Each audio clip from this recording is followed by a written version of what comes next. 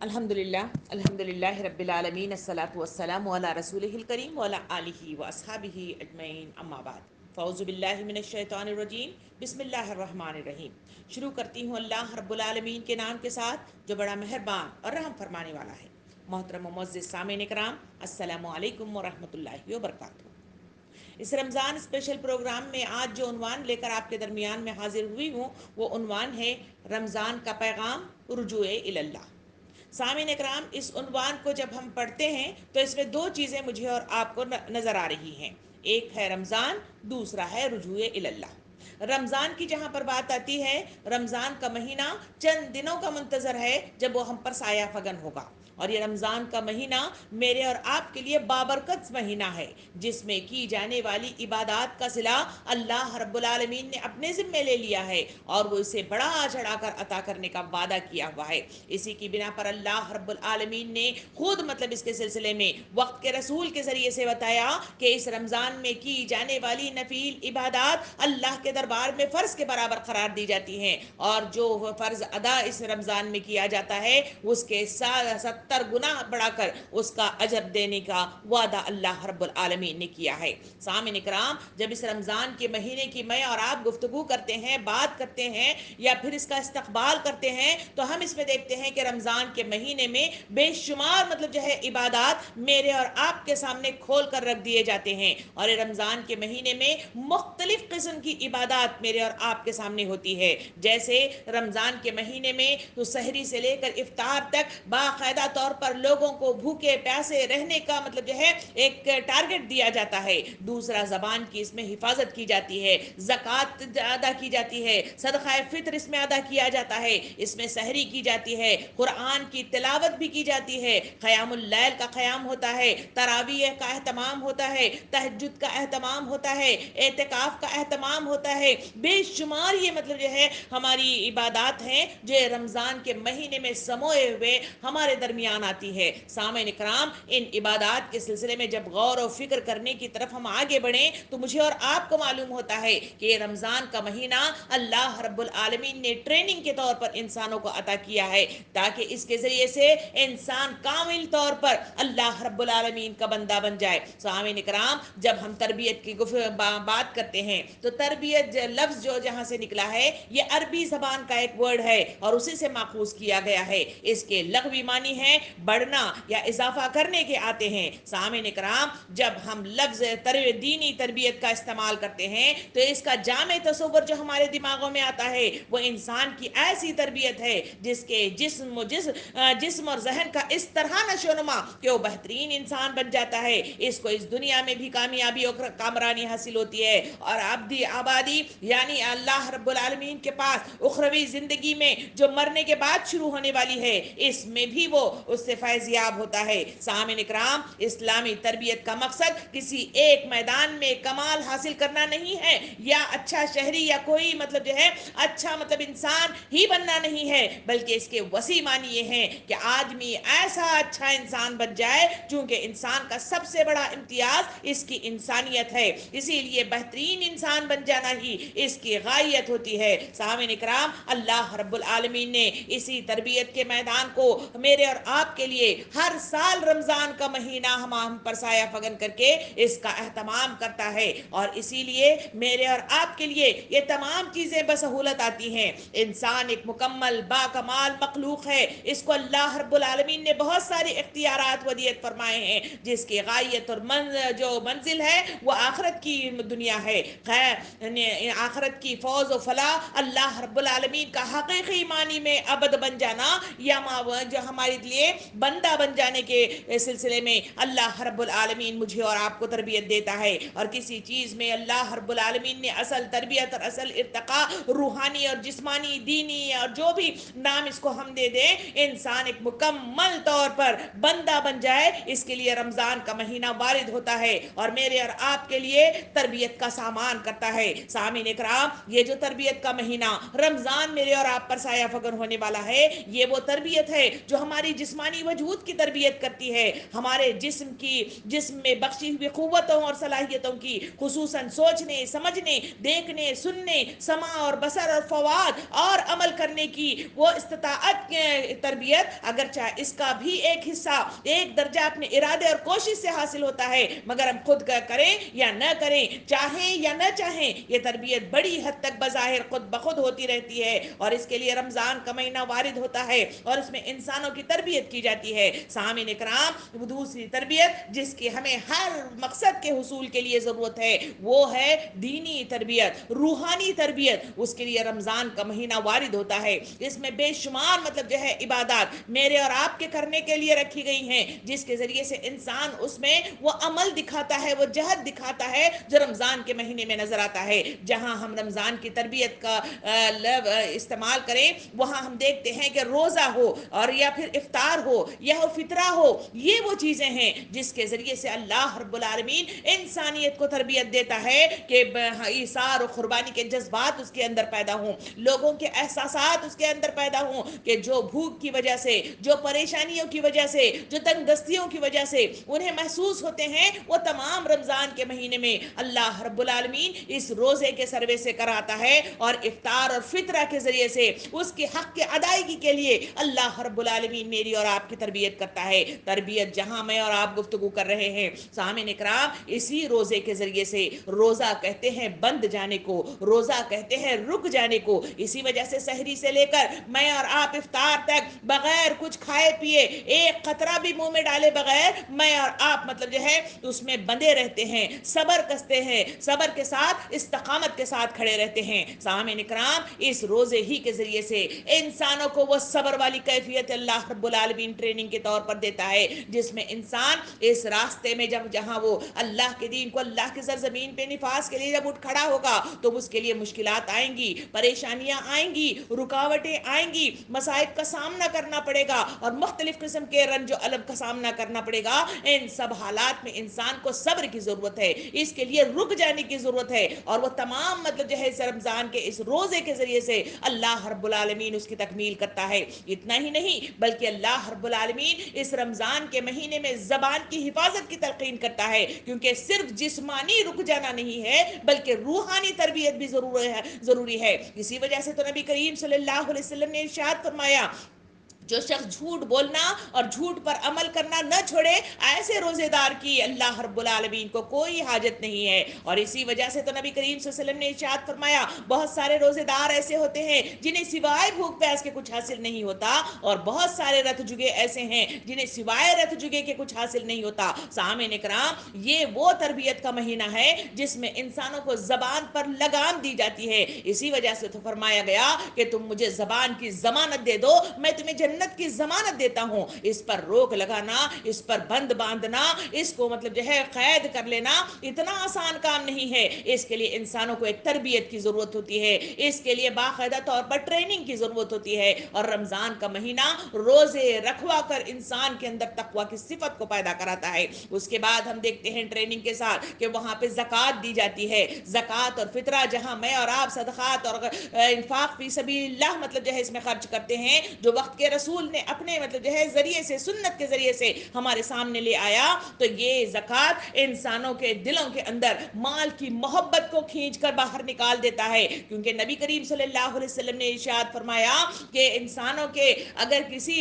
جنگل میں کسی جانوروں کے درمیان میں اگر کسی بھیڑیا کو چھوڑ دیا جائے اور جتنا وہ نقصان کرے گا چیر پھاڑ کے ذریعے سے، اس سے زیادہ نقصان انسان کی مال کی محبت ہے جو انسانوں کے ایمانوں کو وہ نقصان پہنچاتی ہے۔ سامعین اکرام، اسی وجہ سے اس مال کی محبتوں کو انسانوں کے دلوں سے نکال پھینکنا اور انسانوں کے لیے وہ جو ہے خرچ کرنے کا مادہ پیدا کرنا، ایثار و قربانی کا مادہ پیدا کرنا، یہ تمام جو ہے وہ تربیت کا سامان ہے جو مجھے اور آپ کو رمضان کا مہینہ اس کی ادائیگی کے ذریعے سے کرواتا ہے۔ پھر قرآن مجید کی تلاوت اس میں ہوتی ہے، کہیں قیام اللیل میں ہوتی ہے، کہیں جو ہے گھر میں بیٹھ کر اس کا ناظرہ قرآن پڑھتے ہوئے یا پھر اس کے ترجمہ پڑھتے ہوئے میں اور آپ اس کی کی عبادت میں رمضان کے مہینے میں مشغول نظر آتے ہیں، یہ قرآن کی تلاوت مجھے اور آپ کو اللہ رب العالمین کی طرف رجوع ہونے میں بڑا اہم کردار ادا کرتی ہے۔ یہی قرآن مجید ہی نہیں بلکہ قیام اللیل کا قیام، یا پھر مطلب تراویح کا اہتمام، یا تہجد کا اہتمام، یا اعتکاف کے لیے 10 دن کا انسان مطلب جو ہے معتکف ہو جانا، یہ سب کچھ تو اللہ رب العالمین کی طرف رجوع ہونے کا یہ ایک مطلب جو ہے بہترین سلیقہ ہے اور بہترین ادب ہے اور بہترین اظہار ہے جو انسان اس رمضان کے مہینے میں کرتا ہوا مجھے اور آپ کو نظر آتا ہے۔ اس کے بعد ایک اور عبادت کی جاتی ہے، وہ ہے سحری۔ سحری میں انسان نیند کی حالت میں بھی اٹھ کر بیٹھ جاتا ہے، اس میں اپنے کھانے پینے سے اپنے پیٹ کو بھرتا ہے کیونکہ اللہ رب العالمین نے اسے حکم دیا ہے، اور جب سفیدہ سیاہی مطلب جو ہے چھٹنے لگ جاتی ہے وہاں فوراً ہی مطلب جو ہے وہ رک جاتا ہے۔ سامعین کرام، اس پر ذرا غور کر کے دیکھا جائے تو یہ سحری میرے اور آپ کے اندر اللہ کے حکم کے آگے رک جانا اور پھر مطلب جو ہے صبر کے ساتھ اس کی تربیت حاصل کرنا، یہ وہ سلیقہ ہے جو رمضان کے مہینے میں میری اور آپ کی سحری کی ٹریننگ مجھے اور آپ کو کرواتی ہے۔ سامعین کرام، یہ وہ ٹریننگ ہے مختلف عبادات کی جو رمضان کے مہینے میں آتی ہے، مگر میرے عنوان کا جو دوسرا مطلب جو ہے حصہ ہے وہ ہے رجوع اللہ۔ سامعین کرام، رمضان کے مہینے میں اور آپ دیکھتے ہیں کہ اتنی ساری مطلب جو ہے مشقتیں جو کرائی جاتی ہیں، اتنی ساری عبادتیں جو کرائی جاتی ہیں، ان سب میں انسانوں کی جو کیفیات پیدا ہونا چاہیے، جو ٹریننگ انہیں حاصل ہونا چاہیے، جو تربیت انہیں حاصل ہونا چاہیے، اس میں مجھے اور آپ کو ہمیشہ کمی نظر آتی ہے۔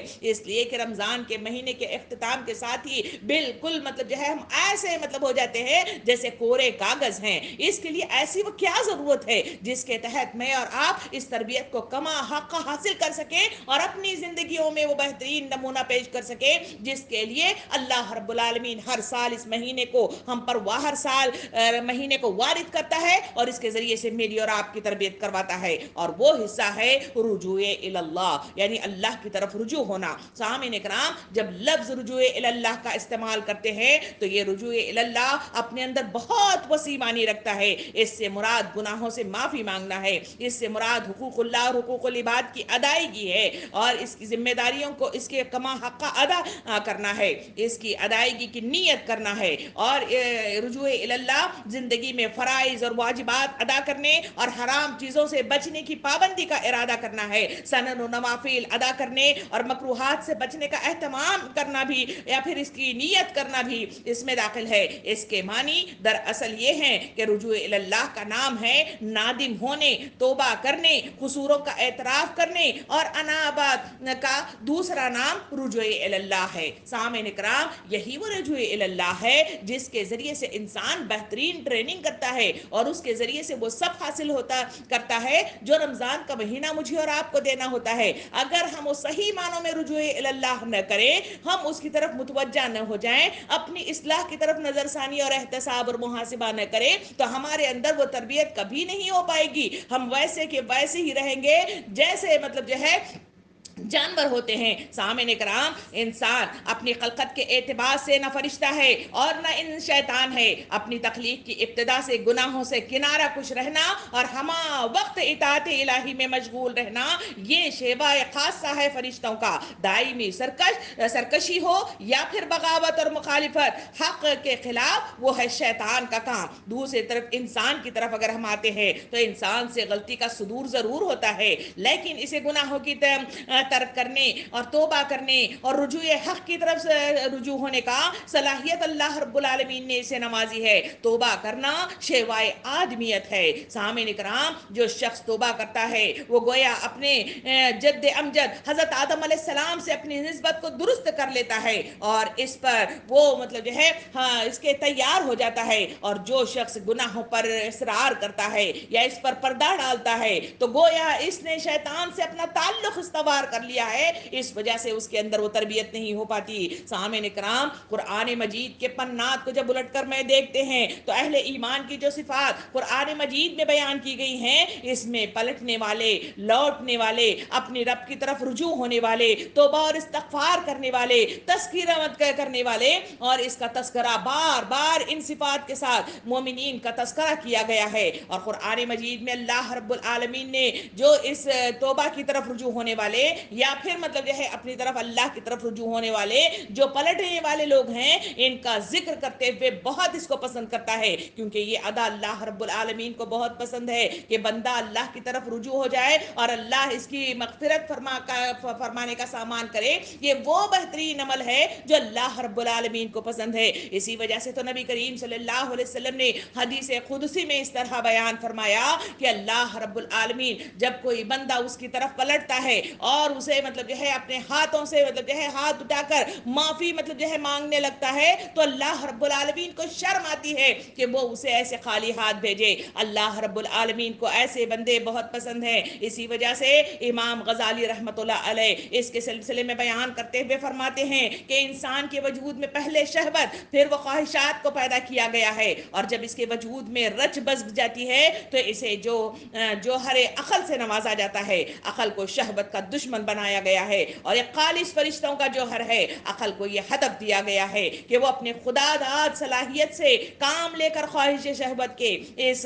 قلعے میں رخنا ڈال دے اور توبہ اور مجاہدے کی قوت سے اسے فتح کر لے اور اسے شیطان کی غلامی اور نفس کی بالادستی سے نجات دلائے۔ یہ بہترین وہ قول ہے جو امام غزالی رحمت اللہ علیہ نے ہمارے سامنے پیش کیا ہے۔ سامعین کرام، اپنی ذات کو گناہوں اور خطاؤں کے دلدل سے نکالنا، بھلائیوں کو اپنانا اور مومنانہ زندگی کا یہ بہترین وصف ہے۔ فطرت نے انسان کے اندر خیر و شر کی تمیز ودیت فرمائی ہوئی ہے اور انسان غلطیوں سے مبرا نہیں ہو سکتا۔ غلطیاں اور خطائیں انسان ہی سے ہوتی ہیں۔ غلط اور صحیح میں فرق کرنے کے لیے اللہ رب العالمین نے عقل جیسی نعمت عطا فرمائی ہے، اور ہر سال رمضان کی یہ تربیت انسان کو عقل کا استعمال کرنے، اپنے لیے آخرت کی فلاح و کامیابی حاصل کرنے کے دروازے کھولتی ہے۔ جو شخص اس رمضان کی ٹریننگ سے مستفید نہ ہوا وہ اپنے لیے ذلت اور رسوائی کے دروازوں کو کھول دیتا ہے۔ اسی وجہ سے نبی کریم صلی اللہ علیہ وسلم اس رمضان کی تیاری رجب ہی کے مہینے سے شروع کر دیتے تھے اور وہیں سے ہی اپنے تربیت کا سامان، اپنے اطراف میں رہنے والی انسانیت کا سامان تربیت بہترین انداز میں کرتے ہوئے مجھے اور آپ کو نظر آتے تھے۔ سامعین اکرام، اگر کوئی شخص اپنی شخصیت کو پاکیزہ، مثالی اور اللہ کی محبوب شخصیت بنانا چاہتا ہے تو اس کے لیے اس کو رمضان کی ساعتوں میں اللہ کی طرف رجوع ہونا ہوگا اور توبہ اور انابت کے ذریعے سے اپنی شخصیت کو پاکیزہ کرنا ہوگا۔ سامعین اکرام، گویا یہ توبہ یا پھر رجوع اللہ یا یہ انابت، یہ سامعین اکرام ہر شخص کے لیے ضرورت ہے، اور اللہ رب العالمین کی معروفیت کے لیے جو یہاں افراد کے لیے خدم اولین یہ چیز ہے۔ اور جب انسان کو توبہ کی توفیق نصیب ہوتی ہے تو پھر انسان شرح سے اکتساب کرنے لگ جاتا ہے، برائیوں سے دور ہونے لگتا ہے، اپنی فراست مومنہ کو وہ استعمال کرتے ہوئے صحیح راستے کا تعین کرنے کی صلاحیت اپنے اندر پیدا کر سکتا ہے۔ گویا یہ توبہ یا رجوع اللہ ایک ایسا بہترین فریضہ ہے جو تمام فرائض اور واجبات کی جان ہے۔ سامعین اکرام، اسی لیے اس کا مطلب ہی گمراہی کو ترک کر کے سیدھے راستے کو اختیار کرنا یا یاد کرنا ہے۔ سامعین اکرام، قرآن کے صفات کو پلٹ کر دیکھیں تو آیات کریمہ مجھے اور آپ کو جو مخاطب کر کے جو نصیحت کرتی ہے وہ سورہ نور آیت نمبر 31 میں اللہ رب العالمین ارشاد فرماتا ہے، جس کا ترجمہ کچھ اس طرح ہے: اے ایمان لانے والو، تم سب اللہ کے حضور میں توبہ کرو تاکہ تم فلاح پا جاؤ۔ یہ پہلی شرط بتائی گئی کہ ایمان لائے ہو تو تمہیں توبہ اور استغفار کرنا ضروری ہے۔ امید کی جاتی ہے کہ تمہارے نیتوں کے بل بوتے پر تمہارے لیے معافی کا سامان کرے۔ سورہ ہود آیت نمبر 3 میں اللہ تعالیٰ فرماتا ہے، ترجمہ کچھ اس طرح ہے کہ اللہ تعالیٰ سے معافی مانگو اور پھر اس کی طرف رجوع ہو جاؤ۔ یہی مطلب جو ہے سب سے دوسرا مطلب سلیقہ ہے۔ اور تیسرا سورہ تحریم آیت نمبر 8 میں اللہ تعالیٰ ارشاد فرماتا ہے، اے ایمان لانے والو، اللہ کی جمع جناب میں سچے دل سے توبہ کرو۔ سامعین اکرام، یہ وہ شقیں ہیں جو قرآن مجید مجھے اور آپ کو کہتا ہے کہ توبہ کرنا، انابت کرنا، اللہ کی طرف رجوع ہونا اور اپنے کیے پر شرمندہ ہونا، اور پھر مطلب جو ہے مصمم ارادہ کرتے ہوئے اللہ کے دین کے غلبے کے لیے اور اللہ کا بہترین مطلوبہ صفت والا بندہ بننے کے لیے اپنے آپ کو کما حق تیار کرنا ہمارے لیے شرط اول ہے۔ اس کے لیے نفس پر کنٹرول کرنے کی ضرورت ہے، اس کے لیے اپنے جسم پر مطلب جو ہے صبر کا فیضان کرنے کی ضرورت ہے، اور یہ تمام چیزیں مجھے اور آپ کو رمضان کا مہینہ میسر کرتا ہے۔ سامعین اکرام، جھوٹ، سستی، کاہلی، لاپرواہی، بے انصافی، بے حیائی، بے صبری، عجلت پسندی یعنی جلدی مطلب حاصل کرنے کی تمنا، چڑچڑاپن، غیبت، بے مقصد گفتگو، وقت کا زیاں، ہٹ دھرمی، ضد، خود پسندی، غرور و تکبر، حسد، بخل، بے وفائی، ناشکراپن، بے رحمی، تعصب و کینہ، خود غرضی اور مطلب جو ہے وعدہ خلافی، فضول خرچی اور سہل پسندی. یہ تمام وہ صفات ہیں، یہ تمام وہ خصلتیں ہیں، یہی وہ خامیاں اور کمزوریاں کہلاتی ہے جس کے نتیجے میں انسان اس دنیا کے اندر غلطیاں کرتا ہوا نظر آتا ہے، جس کو اختیار کر کے انسان اپنی رسوائی کو دعوت دیتا ہوا نظر آتا ہے اور اپنے مقصد عظیم سے دور ہوتا ہوا نظر آتا ہے. یہ خصلتیں انسانوں کو تباہی کے دہانے پر لے جاتی ہیں. اس کی بنا پر وہ چھوٹی سی مطلب جو ہے بات پر یا تھوڑی سی قیمت پر آیات کو بیچ ڈالتا ہے، یعنی احکام الہی کو پسے پوچھ ڈال دیتا ہے، اور اسی کے نتیجے میں اسے تربیت کی ضرورت ہوتی ہے، اور اسی کے لیے وہ اس بیماریوں کو دور کرنے اور انہیں سیدھی ڈگر پر لانے کے لیے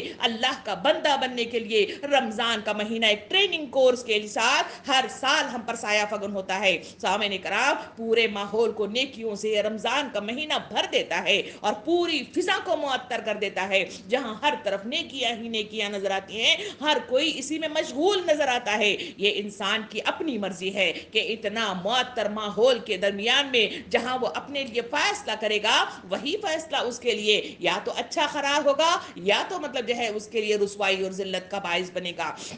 انسان جو نیکی کرے گا اس کا پھل اسی کے لیے ہے، اور کوئی بدی کرے گا اس کا وبال اسی کے لیے ہوگا. اسی لیے اخلاقی برائیوں اور خراب عادتیں مضر ہیں. گناہوں اور کمزوریوں کا احساس و شعور حاصل کرنا اور اس کا تدارک کرنے کے لیے مسلسل جد و جہد میں رہنا کامیاب زندگی کا ضروری اصول ہے. سامعین کرام، اور یہ کام رمضان میں انسانوں کے لیے آسان اور سہل بنا دیا جاتا ہے. اس لیے جو واقعی اللہ کی طرف رجوع ہوتے ہیں اور اپنے آپ کو پاک اور جنت کا حصول چاہتے ہیں، ان کے لیے یہ سہولت اللہ رب العالمین نے عطا فرمائی ہے، جس کی بنا پر اللہ رب العالمین ان کے لیے آسانیاں بہم پہنچاتا ہے. سامعین کرام، جہاں میں آپ رجوع اللہ یا انابت کی بات کر رہے ہیں، یہ توبہ اور استغفار، یہ خلوص کے ساتھ محاسبہ کرنے کی ضرورت ہے، اپنے دل کا جائزہ لینے کی ضرورت ہے. یہی وہ تو تیاری ہے جو رمضان سے پہلے انسانوں کو کرنے کی ضرورت ہے. یہی تو وہ مطلب جو ہے اپنے آپ کو تیار کرنے کا وہ مقصد ہے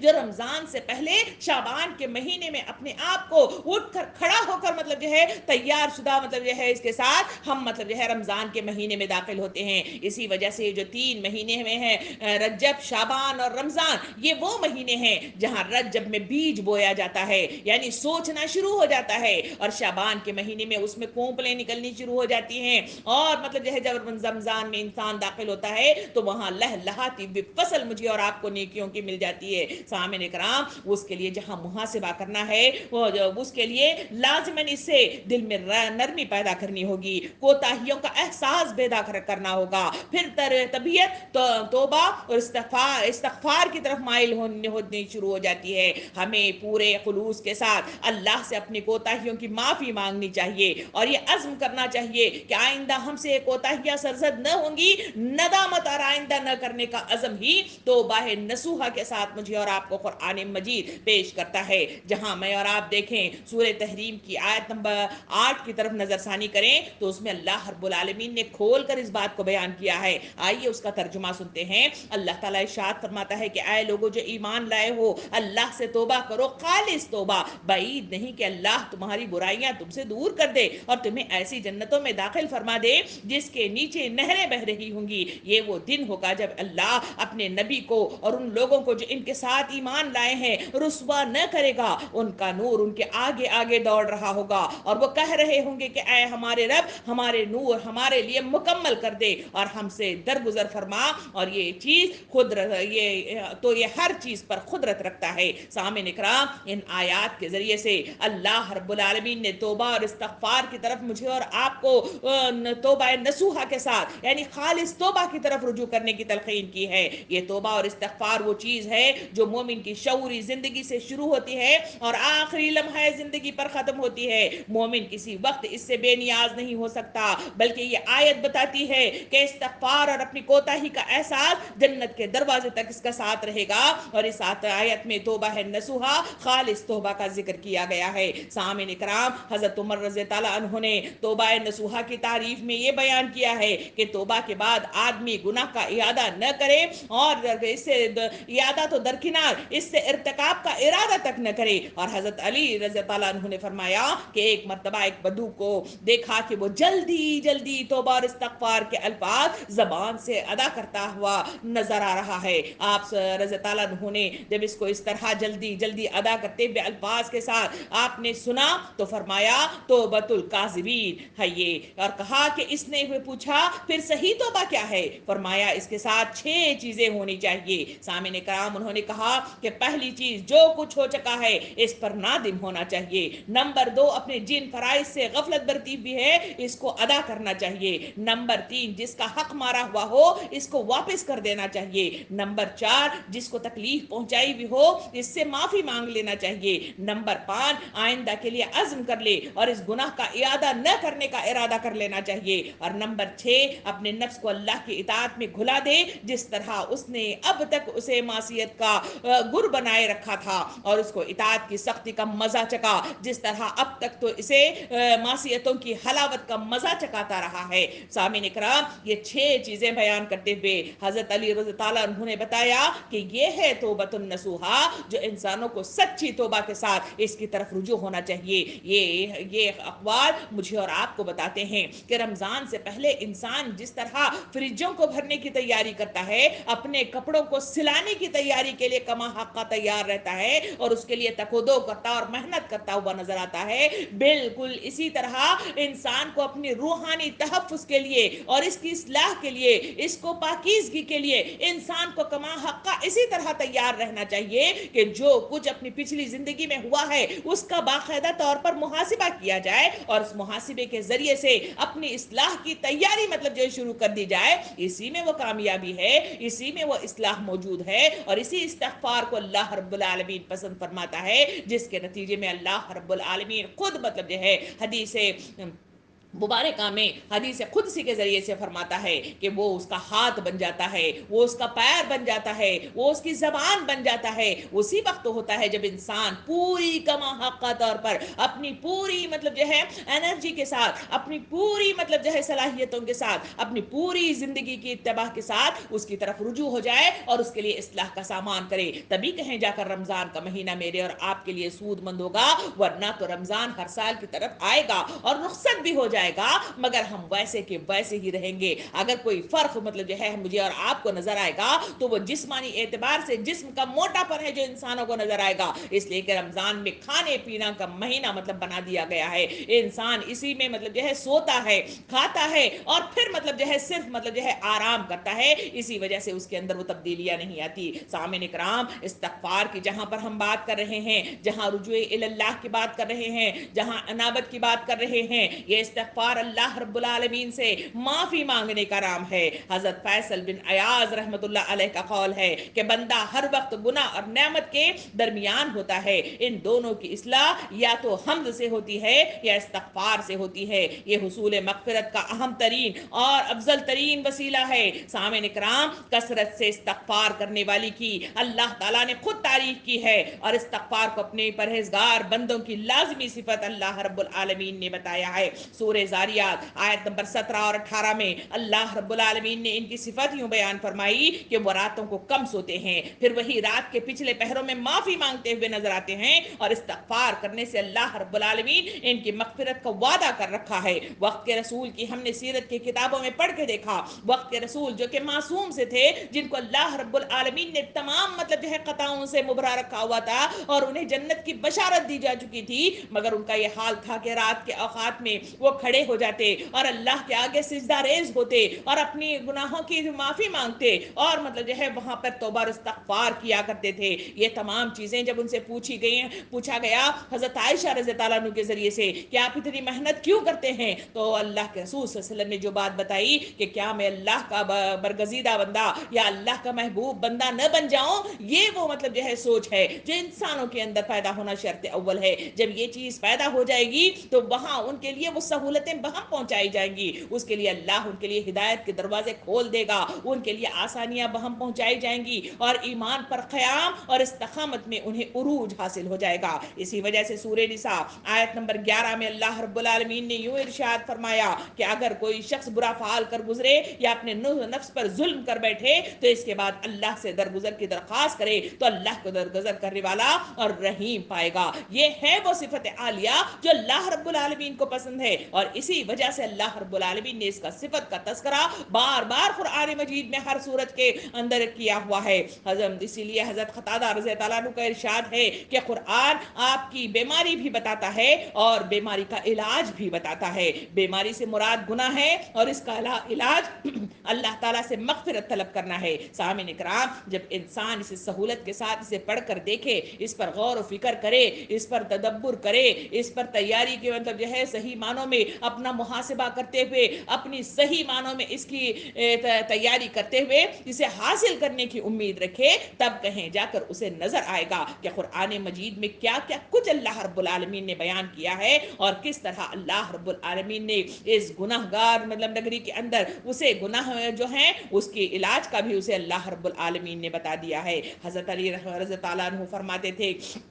کتنی بہترین بات، ذرا اسے سنیے تو صحیح۔ حضرت علی رضی اللہ عنہ فرمایا کرتے تھے کہ تعجب ہے اس شخص پر، تعجب ہے اس شخص پر، تعجب ہے اس شخص پر جو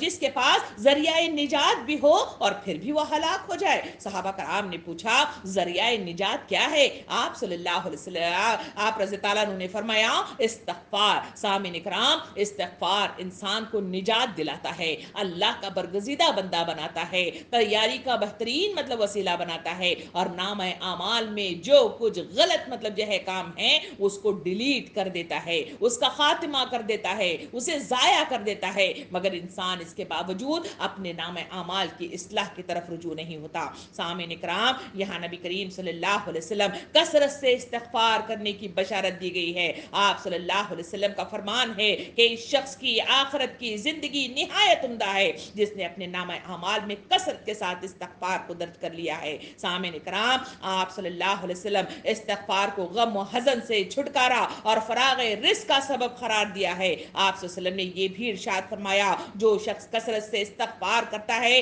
اللہ تعالیٰ اس کے ہر غم کو دور کرے گا، اس کو ہر تنگی سے نکالے گا، اس کو ایسی جگہ سے رزق عطا کرے گا جہاں سے اس کو وہم گمان بھی نہ ہوگا۔ سامعین اکرام، یہ بالخصوص خواتین کے لیے نبی کریم صلی اللہ علیہ وسلم نے استغفار کی تلقین فرمائی ہے۔ احادیث کریمہ میں فرمایا، اے گروہ خواتین، صدقہ خیرات کرو اور کثرت سے استغفار کیا کرو، بے شک میں اہل جہنم کی کثرت خواتین پر مشتمل دیکھتا ہوں۔ سامعین اکرام، ان سب باتوں کو نظر اٹھا کر ہم دیکھیں تو یہ تمام باتیں مجھے اور آپ کو نبی کریم صلی اللہ علیہ وسلم کی پوری سنت کی اتباع کرنے کی تلقین کرتی ہے، جہاں نبی کریم صلی اللہ علیہ وسلم معصوم اور خطا سے مطلب جو ہے آری مطلب جو ہے شخصیت تھی، اللہ رب العالمین نے ان کی اگلی پچھلی لرزشوں سے تمام مطلب درگزار فرما چکا تھا، مگر کثرت استغفار کرتے ہوئے وہ نظر آتے تھے اور صحابہ کرام سے یہ کہتے ہوئے فرماتے تھے کہ بلا شبہ میرے دل پر غفلت طاری ہوتی ہے اور میں روزانہ اللہ سے 100 مرتبہ استغفار کیا کرتا ہوں۔ سبحان اللہ،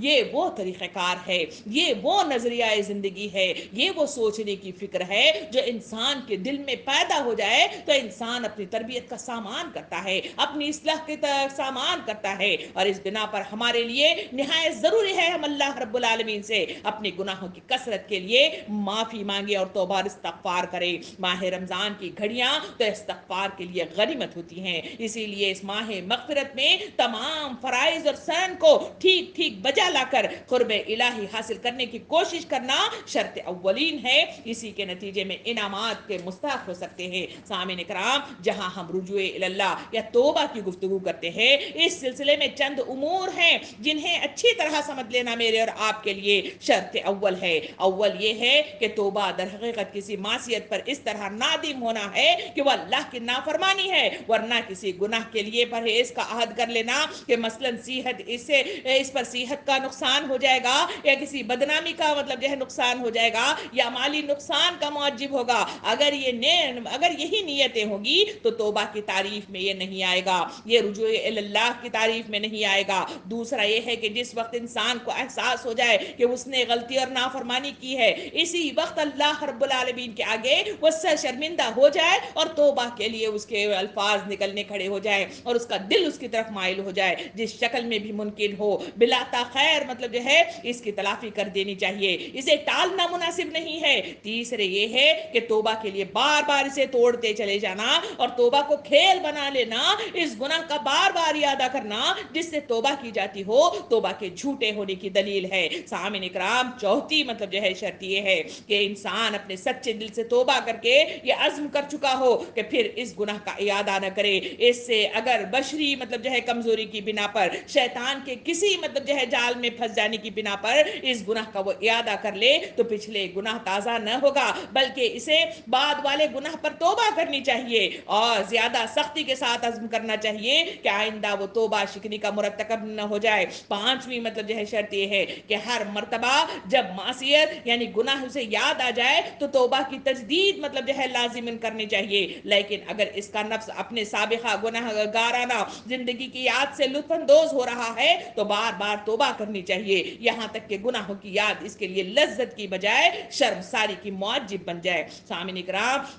اسی لیے جس شخص نے فی الواقع خدا کے خوف کی بنا پر معصیت سے توبہ کر لی، وہ اس خیال سے لذت نہیں لے سکتا کہ وہ خدا کی نافرمانی کر رہا ہے۔ اس لذت کو لینا اور اللہ کی علامت، یہ اس بات کی علامت ہے کہ خدا کے خوف سے اس کا دل مطلب جو ہے جڑا نہیں ہے، بلکہ یہ بہت دور مطلب جو ہے ضلالت میں پہنچ گیا ہے۔ سامعین اکرام، سچی توبہ صرف ذنوب و سیاحت کا کفارہ ہی نہیں ہوتی بلکہ رفع حاجت بھی ہو جاتی ہے۔ یہی وجہ ہے کہ انبیاء کرام کو بھی استغفار کا حکم دیا گیا تھا۔ نبی کریم صلی اللہ علیہ وسلم کو حیات طیبہ کے آخری دور میں اور زیادہ تسبیح و تمہید و استغفار کا حکم دیا گیا تھا۔ یہ وہ اسلامی ادب ہے جس کا تعلیم اللہ تعالیٰ نے اپنے مقرب ترین محبوب ترین بندے کو دی تھی، اور یہ اس کی تفصیل ہے۔ سامعین اکرام، مولانا ابو العلا مودودی رحمۃ اللہ علیہ اپنی مطلب جو ہے ترجمان القرآن میں مطلب جو ہے تشریح لکھتے ہوئے اس توبۃ النصوحہ کے سلسلے میں بیان کرتے ہوئے وہ اس طرح مطلب جو ہے لکھتے ہیں کہ یہ ہے وہ ادب جو اسلام نے بندے کو سکھایا گیا ہے۔ کسی انسان سے اللہ کے دین کی خواہ کیسی ہی بڑی سے بڑی خدمت انجام پائی ہو، اس کی راہ میں خواہ کتنا ہی قربانیاں اس نے دی ہوں اور اس کی عبادات و بندگی بجا لانے میں خواہ کتنی ہی جان فشانیاں اس نے کی ہوں، اس کے دل میں کبھی یہ خیال تک نہیں آنا چاہیے کہ میرے رب کا جو حق تھا وہ میں نے پورے کا پورا ادا کر دیا ہے، بلکہ اسے ہمیشہ یہی سمجھنا چاہیے کہ جو کچھ مجھے کرنا چاہیے تھا وہ میں نہیں کر سکا، اور اسے اللہ سے یہی دعا مانگنی چاہیے کہ جس کا حق ادا کرنے میں جو کوتاہی بھی مجھ سے ہوئی ہے اس سے درگزر فرما، میری حقیر خدمت قبول فرما لے۔ یہ ادب جب نبی کریم صلی اللہ علیہ وسلم کو سکھایا گیا، جس سے بڑھ کر اللہ کی راہ میں صحیح و جہد کرنے والے کسی انسان کا تصور تک نہیں کیا جا سکتا تھا، تو دوسرے کسی کا یہ مقام کہاں ہو سکتا ہے کہ وہ اپنے عمل کو کوئی بڑا عمل سمجھے اور اس غرے میں مبتلا رہے کہ اللہ کا جو حکم اس پر تھا وہ اس نے ادا کر دیا ہے۔ اللہ کا حق اس سے بہت بالا تر ہے، کوئی مخلوق اسے ادا نہیں کر سکے۔ اللہ تعالیٰ کا یہ فرمان مسلمانوں کو ہمیشہ کے لیے سبق دیتا ہے کہ اپنی کسی عبادت اور ریاضت اور کسی خدمت دین کو بڑی چیز نہ سمجھیں، بلکہ اپنی جان راہ خدا میں کھپا دینے کے لیے بھی یہ سمجھتے رہیں کہ حق تو یہ ہے کہ حق ادا نہ ہوا۔ جس طرح جب بھی انہیں کوئی فتح نصیب ہو اور اپنے کسی کمال کا نہیں بل اللہ کے فضل ہی کا نتیجہ سمجھے اور اس پر غرور اور تکبر میں مبتلا ہونے کی بجائے اپنے رب کی طرف عاجزی کے ساتھ سر جھکا کر حمد تسبیح اور توبہ اور استغفار کرے۔ یہ ہے وہ الفاظ جو مولانا مودودی رحمۃ اللہ علیہ نے اپنے مطلب جو ہے قرآن مجید میں تشریح کرتے ہوئے یوں ارشاد فرمایا۔ سامعین اکرام، نبی کریم صلی اللہ علیہ وسلم کے سامنے سرزمین پر رکھے ہوئے سجدوں میں آپ صلی اللہ علیہ وسلم کا جو معمول تھا دعا کا، وہ دعا اس طرح تھی: ما ابدنک حق عبادتک، یعنی ہم نے تیری ویسی عبادت نہیں کی جیسا کہ حق تھا عبادت کرنے کا۔ حضور خود بکثرت استغفار کرتے اور صحابہ کرام کو اس کی ترغیب دلایا کرتے تھے۔ اسی وجہ سے اس معاشرے کے اندر تبدیلیاں رونما ہو گئی تھی، اسی وجہ سے صحابہ کرام کی زندگیوں میں وہ کثیر تعداد میں انہوں نے اپنی ساری کی ساری زندگی کی نیا کو انہوں نے بدل کر رکھ دیا تھا۔ جو معاشرہ جہالت میں مبتلا تھا، جو معاشرہ آبرو زری کرتا تھا، جو معاشرہ ڈاکہ زنی کرتا تھا، جو معاشرے کے اندر مطلب جو ہے تہذیب و ثقافت نہیں تھی، وہ ایسے دور کے اندر اللہ رب العالمین نے یہ جب سلیقہ انہیں سکھایا تو انسانوں نے اعتراف کیا، اور صحابہ کرام نے اس کے ذریعے سے کما حقہ ایک عزائم کے ساتھ بلند ہوئے تو ان کی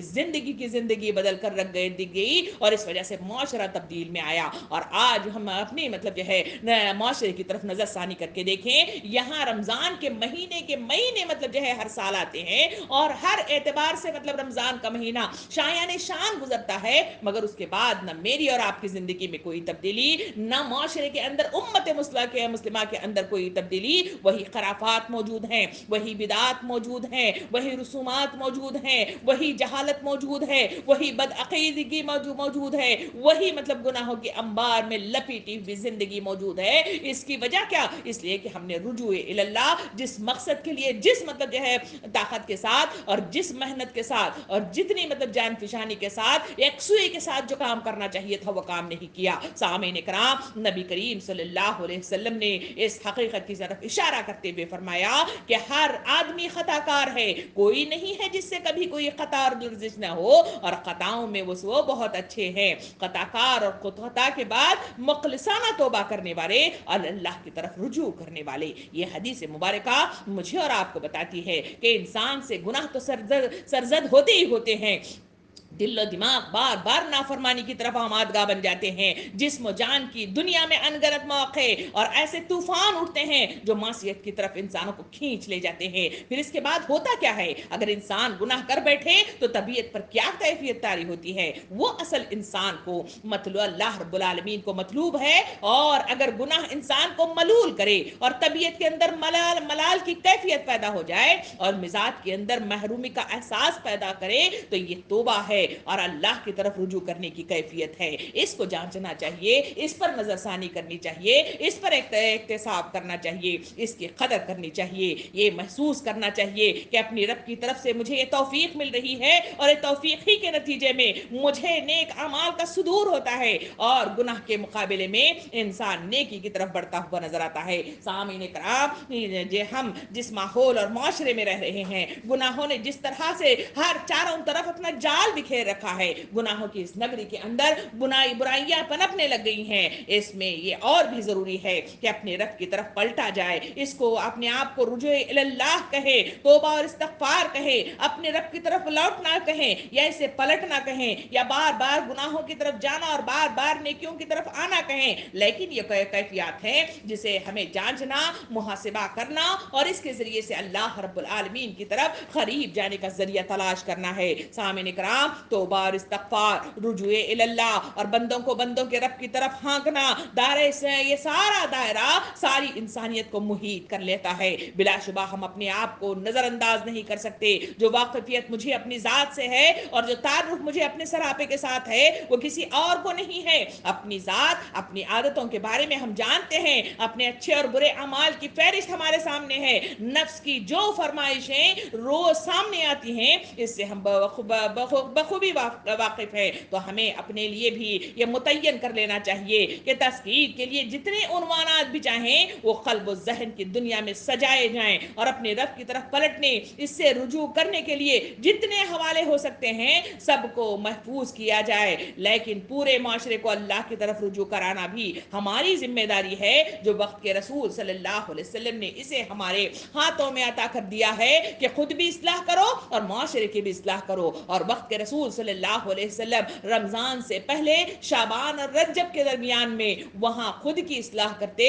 اور ساتھ ساتھ عوام الناس کی خطابوں کے ذریعے سے، ان کی ذہن سازی کے ذریعے سے، انہیں واعظ و نصیحت کے ذریعے سے ان کے ماحول کو سازگار کرتے، انہیں صحیح راستے کی طرف گامزن کرنے میں ان کی مدد کیا کرتے تھے۔ سامعین کرام، جو بندہ استغفار کو لازم پکڑ لے، اللہ تعالیٰ سے برابر اپنے گناہوں کی معافی مانگتا رہے، تو اللہ تعالیٰ اس کے لیے ہر تنگی اور مشکل سے نکلنے اور رہائی پانے کا راستہ بنا دے گا، اس کی ہر فکر پریشانی کو دور کرے گا، اسے کشادگی اور اطمینان عطا فرمائے گا، اور اسے ان طریقوں سے رزق دے گا جس کا اسے خیال بھی نہیں ہوگا۔ سامعین کرام، اس تمام باتوں کو اگر ایک ساتھ مطلب جو ہے نچوڑ کر بیان کر دیا جائے تو وہی ہے کہ رمضان کا مہینہ میرے اور آپ پر سایہ فگن ہونے والا ہے۔ رمضان کا مہینہ تربیت کا سامان لیے ہوئے میرے اور آپ پر سایہ فگن ہونے والا ہے۔ تربیت کا سامان مجھے اور آپ کو بار بار پکار کر کہہ رہا ہے ہر سال کی طرح اس سال بھی تم پر سایہ فگن کیا جا رہا ہے. آیا تم مطلب جو ہے اپنے دلوں کے اندر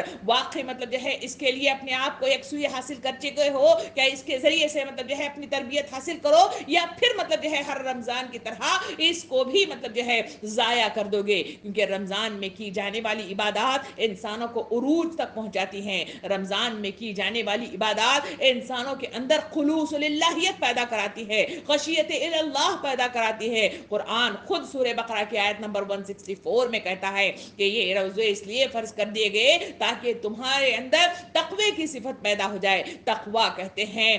بند جانے کو، تقوی کہتے ہیں پرہیزگاری کو، تقوی کہتے ہیں متقی پن کو، اور تقوی کہتے ہیں انسان کے ہر مطلب جو ہے برے کام جو اللہ رب العالمین کو ناپسند ہے اس سے مطلب جو ہے بچاؤ کا سامان تقوی کہلاتا ہے. اور تقوی کی صفت ہے جو میرے اور آپ کے اندر رمضان کا مہینہ پیدا کرانا چاہتا ہے. رمضان کا مہینے کا جو پیغام ہے وہ رجوع اللہ ہے کہ لوگوں اپنے آپ کو اللہ کی طرف رجوع کر لو. 11 مہینوں کے درمیان میں تم نے جو زیادتیاں کر لی، جو ظلم کر لیے، جو مختلف مطلب جو ہے ایسی خصلتیں اپنے اندر پیدا کر لی جس کی بنا پر شیطان کے ساتھی بن بیٹھے اور اپنے آپ کو گناہوں کے دلدل میں پھنسا دیا ہے، رمضان کا مہینہ تمہیں پیورٹی دینا چاہتا ہے، تمہارے اندر پاکیزگی پیدا کرانا چاہتا ہے، تمہارے اندر کی وہ تمام مطلب جو ہے خرابیاں وہ دور کرانا چاہتا ہے. سامعین کرام، مجھے اور آپ کو توبہ کے اس دروازے کو کھٹکھٹانا ہوگا، اس کے ذریعے سے اللہ سے ملاقات کرنی ہوگی، اس کے ذریعے سے اسے لو لگانا ہوگا اور اپنے مقصد عظیم کو سمجھنا ہوگا.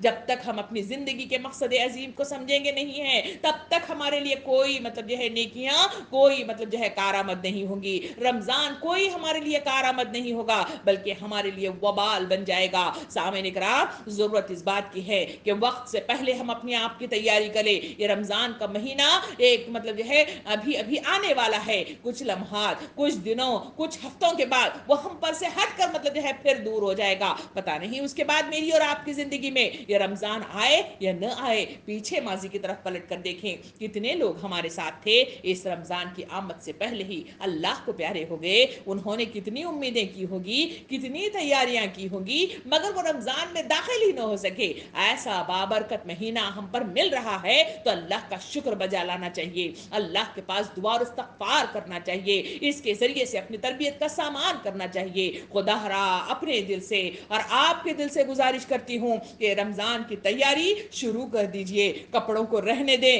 کپڑے پھر بھی میسر آ جائیں گے. کھانا رہنے دیں، کھانا پھر بھی میسر آ جائے گا. مگر جو اہم تیاری ہے وہ تیاری ہے رجوع اللہ، اللہ کی طرف مائل ہو جانا، اللہ کی رسی کو تھام لینا اور اس کے مطابق اپنی زندگیوں میں صحیح معنوں میں وہ چیز رچ بسا لینا جو اللہ رب العالمین کو مطلوب ہے، جس کے ذریعے سے جنت مل جاتی ہے، جس کے ذریعے سے راستے بہم پہنچ جاتے ہیں، جس کے ذریعے سے قبر کی کال کوٹری جو ہماری کیڑے مکوڑوں سے بھری ہوئی ہے وہ وہاں سج کر تیار ہو جائے گی. زمین میرے اور آپ کے استقبال کے لیے تیار ہو جائے گی. ارجی الی ربک کی صدا آسمان سے آئے گی، آسمان سے جنت کا کفن میسر آئے گا اور اللہ رب العالمین سیدھے ہاتھوں میں نامہ اعمال دے گا اور اس کے ذریعے سے جنت النعیم کی مطلب جو ہے خوشخبری عطا کی جائے گی. یہ ساری باتیں صرف خیالی نہیں، اس کے لیے محنت کی ضرورت ہے، اس کے لیے یکسوئی کی ضرورت ہے، اس کے لیے محاسبے کی ضرورت ہے، اس کے لیے احتساب کی ضرورت ہے، اس کے لیے اپنے آپ کو جانچنے کی ضرورت ہے اور نادم اور شرمندہ ہونے کی ضرورت ہے اور اپنے لیے پلان کرنے کی ضرورت ہے. کیونکہ صرف سوچنے کے بل بوتے پر آدمی وہ تمام مطلب کاموں کو انجام نہیں دیتا. اس کے لیے محنت کی ضرورت ہے، اس کے لیے صبر کی ضرورت ہے. اسی وجہ سے تو نبی کریم صلی اللہ علیہ وسلم کے پاس ایک صحابی آئے اور انہوں نے کہا کہ اللہ کے رسول صلی اللہ علیہ وسلم میں آپ سے محبت کرتا ہوں. آپ صلی اللہ علیہ وسلم نے ارشاد فرمایا کہ سوچ لو تم جو کچھ کہہ رہے ہو، اس لیے کہ ڈھلوان سے جس تیز رفتاری کے ساتھ پانی نیچے زمین پر آتا ہے اس تیز رفتاری کے ساتھ تم پر مشکل کشائی، پریشانیاں، تنگ دستیاں تم پر آئیں گی. اس کے لیے تم ہتھیار بہم پہنچا لو، وہ ہے نماز اور صبر کے ذریعے سے. سامعین کرام، اس نفس کو، اس نفس کی خواہشات کو اس میں بند باندھنے کے لیے مجھے اور آپ کو صبر کی بے انتہا قوت کی ضرورت ہے اور اس کے لیے توبہ نصوحہ کی ضرورت ہے. اسی وجہ سے کہ رمضان رمضان کا مہینہ تو ہر سال آتا ہے اور ہر سال کی طرح وہ ساری چیزیں مطلب جو ہے ماحول میں سجا دیتا ہے, چیزوں کو معطر کر دیتا ہے اور پھر گزر جاتا ہے. اس کے سلسلے میں نبی کریم صلی اللہ علیہ وسلم نے حدیث مبارکہ میں ارشاد فرمایا کہ زمین پر بارش ہوتی ہے, ایک زمین وہ ہے یکسانیت کے ساتھ ہوتی ہے, ایک زمین وہ بارش کی وہی ہے جو اس پانی کو پیتی ہے تو اپنے پیٹ سے سرسبز و شاداب باغات نکالتی ہے, ایک زمین وہ ہے جو اسی بارش کے پانی کو قبول کرتی ہے مگر اپنے اندر وہ پی کر بھی مطلب جو ہے بنجر کی بنجر رہ جاتی ہے. سامعین اکرام, اور دوسری زمین کے سلسلے میں کہا کہ ایک زمین وہ ہے جو اسے